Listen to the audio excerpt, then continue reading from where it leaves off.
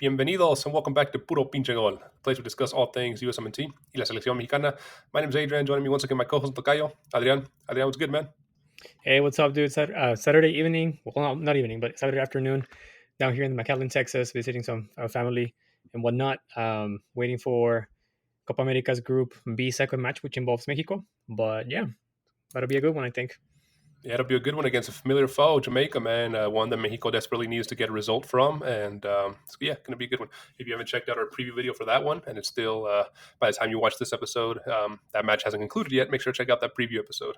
We could kind of analyze in depth what to expect from that match. So, but this is the preview episode of the USMNT versus Bolivia. Bolivia, CONMEBOL's probably least exciting, worst team, to put it bluntly. So a good opportunity to start well for the USMNT.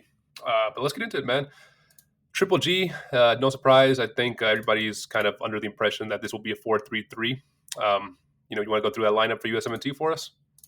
Let's do it, man. And I mean, as you and I were talking before the episode, I don't think anyone that follows USMNT or follows us or just it's around the USMNT sphere feels that there will be any significant changes. We should most likely see Matt Turner as a goalkeeper with the back four, with including Joe Scally, Chris Richards, Tim Ream, and Anthony Robinson. The three midfielders will be Gioreyna, Yunus Musa, and Weston Mckennie. Top three. We for sure we'll see Tim Weah and Christian Pulisic on the wings. But the big question, I kind of toss up right now, is going to be the main striker. Yeah, definitely one that's still kind of up in the air that could go either way, especially now with Sargent back. I don't expect Sargent to start just because he's coming back from a minor knock, but he could be definitely a good option there to kind of come in, get some minutes, and as the tournament progresses, maybe we see more and more Sargent, and maybe he is the one that ultimately takes the number 9. Again, that's still kind of the main big question mark for Triple G, who's going to get that number 9. Not that this lineup really tends to favor a number 9. This lineup really favors somebody that could hold up the ball, somebody that could stretch the defense, the opposition defense, and create spaces for Tim Weah, for Pulisic, for Gioreyna to come in. So that's kind of what this lineup has kind of evolved into for the number 9 role. So not a lineup that allows that number 9 to really flourish in terms of numbers of goals, but we can still see that hold-up play. And against Bolivia, you never know. This striker can start, maybe get 2 or 3 goals, get hot to start the tournament. That's always an option there. Yeah. But heading into Bolivia, head coach Antonio Carlos Sago. I'm not going to claim to know about Bolivian football too much, but I do know that under Zago's tenure, they've played 4-4-2, they've played 5-4-1, 4-2-3-1, 3-1-4-2, and it's being reported per CBS Sports that against USMNT they're going to play a 3-1-4-2 like they did in their most recent matchup against Colombia, which they lost 3-0. That 3-1-4-2 matchup against Colombia, we based it off that. They had in goal Vizcarra, they had Sagredo on the left, and then Sagredo on the right. I think one's Jose and one is, I can't remember the guy's name, but I think they're brothers. Joaquin in the middle, in the center back, and then in kind of the one pivot role, Justiniano, I guess. Justiniano. What a weird name. Yeah. Up top, the 4 in the kind of attacking midfield roles, Saucedo, Fernandez, Cuellar, and Mateos. And then up top, Miranda and Menacho. Funny names from these Bolivianos. But yeah, I mean, the head-to-head between Bolivia and USA, the last 2 most recent matches between them two have been victories for the USMNT, 3-0 win in an international friendly back in 2018, and then 2 years before that, in May 2016, a 4-0 win for USMNT. Before that, the most recent one was 1999 international friendly, where they tied 0-0, and then before that, 2 losses for the USMNT, 0-2 in something called the US Cup, and then a 0-1 win for Bolivia in the Copa América back in 1995. So they've only met each other 8 times, and 4 of those games have been draws, 2 wins for USMNT, 2 wins for Bolivia. So pretty close in terms of stats there, but in head-to-head record. But I think right now it's a pretty different distance between the 2 teams. Wouldn't you agree? Yeah, it's a different scenario right nowadays. Even, I guess you can even say that between 2016 and today, it has been a significant change for the USMNT specifically talking. I think nowadays the USMNT is a way stronger side when compared to Bolivia. And, we shouldn't expect anything but another win from the USMNT. Yeah, definitely. Like we were saying, this is the easiest matchup for the USMNT all tournament, and they need to start off strong and get a result. USA currently ranked 11th in FIFA rankings. Bolivia has the lowest ranked CONMEBOL side, ranked 84th. Not that FIFA rankings matter at all or too much, but it just kind of shows the discrepancy there between the two teams.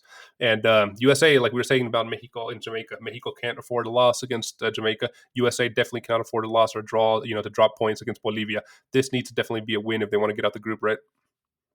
Yeah, definitely, and also gonna bolster their opportunity to, well, even if they become the runner up or the winner of this group, they still have a tough challenge ahead of them. But I think it's just better to have the handle on your side in the sense that you got to make all these points, and this is an easy match for you to build up that specific cushion, and have the ability to, I guess, play with the home field advantage, or at least on the home side of the bracket, right? So yeah, this is it's a tough group for the USMNT, and this specific first match will set the tone for the next two. Yeah, you like you said, you don't want to be kind of depending on results from other games to kind of get through. So do your job, beat Bolivia, um, Hmm. get those 3 points, and then maybe at the end of the game, at the end of the group, when you're matched up against Uruguay, you have something to play for where it's in your hands. Win and you control your destiny more or less. So yeah, I mean, like we said, get start off strong, get confidence. This is a team that the last Bolivian win against the CONCACAF team happened against Trinidad and Tobago back in January 2022 in a friendly 5-0 win. And it's a Bolivian squad that doesn't have a lot of experience, doesn't have a lot of caps to themselves. They only have 3 players on the squad that have 50 or more caps.